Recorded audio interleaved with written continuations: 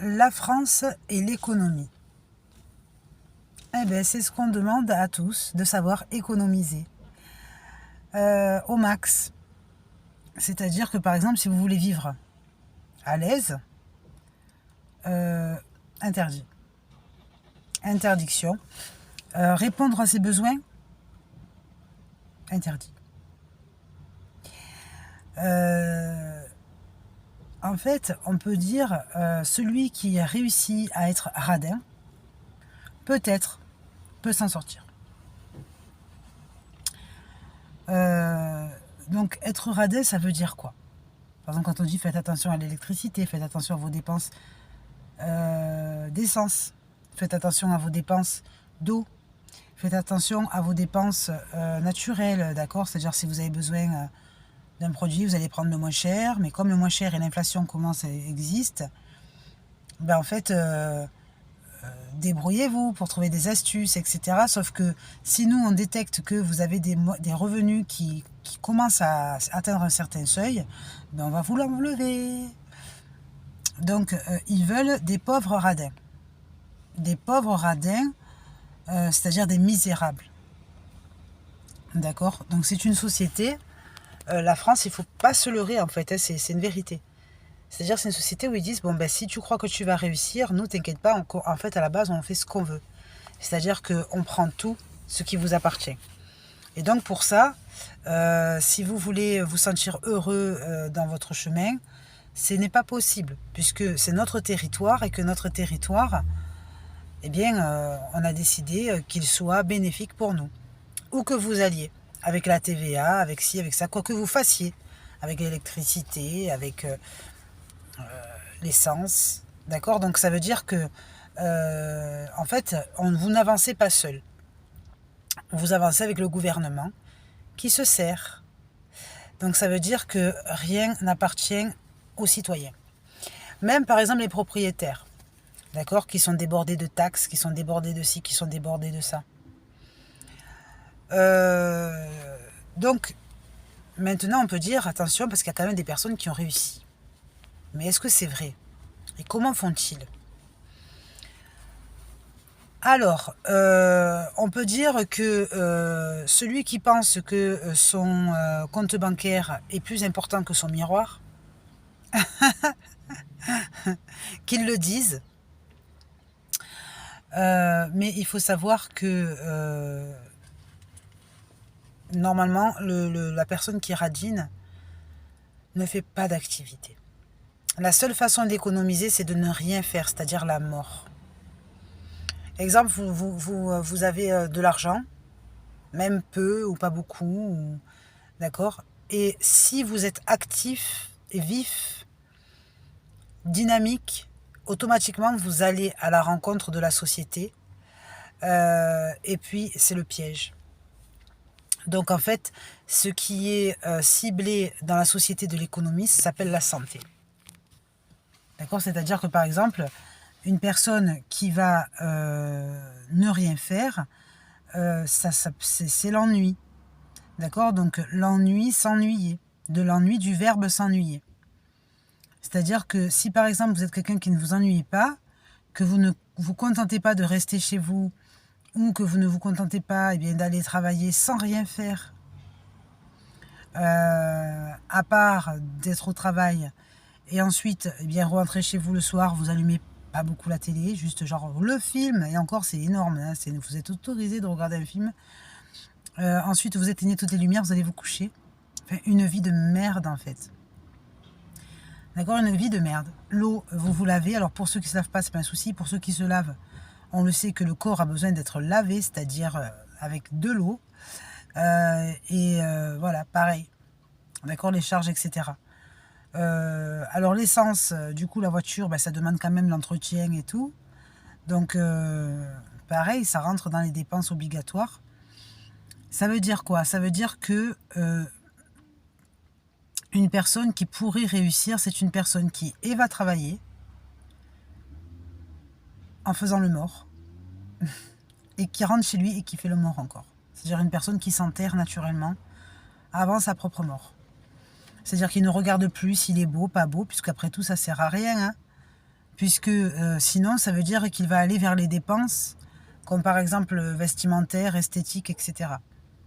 Donc, pas de beauté importante, juste voir que le jour est arrivé et que donc, eh bien, ça commence, d'accord? C'est-à-dire un peu une ambiance de quoi?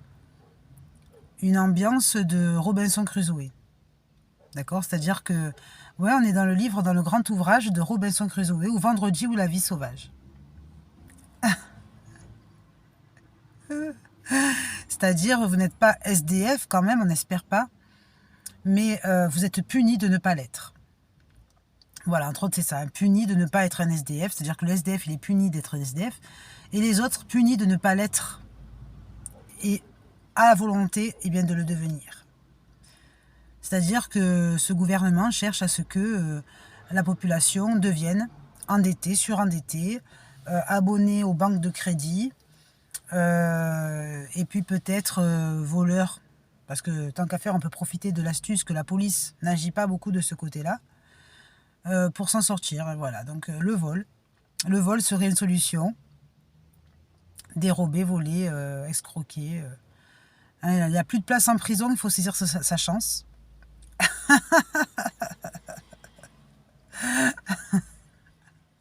Donc une société honnête et une société en bonne santé, eh bien, c'est la cible. La cible, c'est-à-dire si vous êtes une personne honnête et si vous êtes en bonne santé, vous allez dépenser de partout, vous allez vouloir vivre correctement, ce qui est une mauvaise idée parce que ça ne fait pas partie de la société d'aujourd'hui. Alors, quelle solution? Quelle solution? Eh bien, on dirait que ce pays veut remplir ses hôpitaux, veut remplir ses maisons de repos, veut remplir aussi peut-être les centres associatifs caritatifs, et encore, pas sûr. Une société voilà, où la pauvreté se veut grandiose. La grandiose pauvreté. D'accord? Donc ça veut dire que toutes les personnes qui pensent pouvoir vivre correctement encore à ce jour, en fait, sont en train de prendre une mauvaise direction à chaque fois. Donc ça veut dire que qu'est-ce qu'on demande? Eh bien que c'est la société ténébreuse. Les ténèbres, les grandes ténèbres. Qu'on le veuille ou non, c'est les grandes ténèbres. D'accord? C'est-à-dire les ténèbres politiques. Les ténèbres politiques où on se dit, bon ben, qu'est-ce qu'on fait? Est-ce qu'on n'est pas dégourdi parce qu'on n'est pas dégourdi ou est-ce que c'est parce que c'est le gouvernement qui nous l'en empêche? Et le gouvernement nous l'en empêche. Ça veut dire que par exemple, eh bien, on le sait, travailler sans déclarer, c'est interdit. Parce que le gouvernement veut se servir. D'accord? Donc il prend tout. Être dégourdi, c'est-à-dire en fait, eh bien, ça serait stimulant si par exemple on avait des gains perso. Sauf que là, en fait, le gain, il n'existe pas puisqu'il revient au gouvernement. Donc ça veut dire qu'il prend tout. Même si soi-disant, il y a de temps en temps des chèques d'aide sociale, etc., qui sont des illusions. Puisque, en fait, on va dire, il reverse un tiers de son gain sur l'escroquerie. C'est-à-dire trois fois il prélève, une fois il redonne. 3 fois il prélève, une fois il redonne. C'est-à-dire qu'il sait qu'il reverse ce qu'il a volé. D'accord? Ce qu'il a volé lui-même, une partie de son vol, pas tout, parce que, voilà. Donc ça sert à quoi? Eh bien, ça sert à financer les pays extérieurs, à se faire des amis à l'extérieur, internationaux, etc., entre politiques. Mais pas pour la population. Donc, une population pauvre, comment peut-elle s'en sortir? Eh bien, franchement, elle ne peut pas s'en sortir, sauf si cette population décide de mourir par elle-même. C'est-à-dire qu'elle n'a pas de joie de vivre.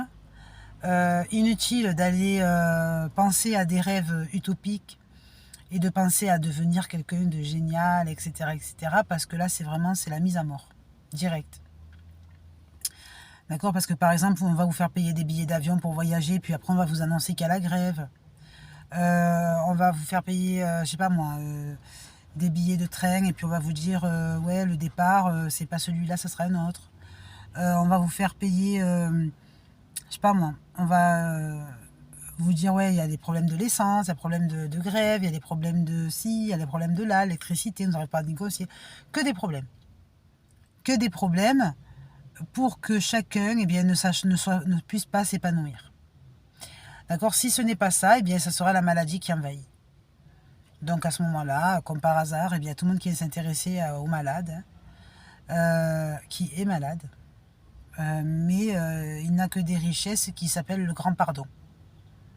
Le grand pardon d'une politique qui abuse. Donc c'est du viol. La politique est un violeur de sa société. D'accord? Imaginons, ça s'appelle le papa qui viole son enfant. D'accord? Le père violeur. Il n'y a pas d'autre réalité à ça.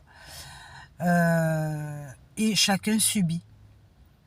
D'accord? Donc ça veut dire que l'endurance, la motivation, la volonté de bien faire, etc. sont des cibles.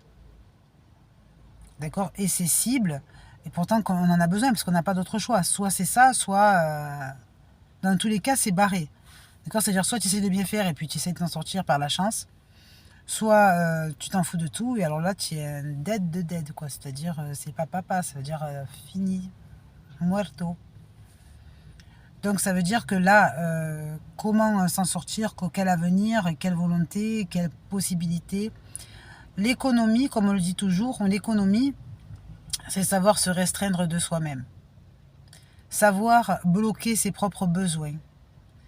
Savoir eh bien, ne pas vivre selon son corps, mais selon un miracle. Comme par exemple le Bouddha, d'accord? Il ne mange pas, il ne boit pas, il ne fait rien, il est là. Donc on est dans une société eh bien, qui tire vers le bouddhisme absolu. Dieu, Bouddha. Dieu, Bouddha, c'est toi qui vas nous sauver, parce qu'en vérité, eh bien, selon les réflexions, il n'y a pas d'autre situation.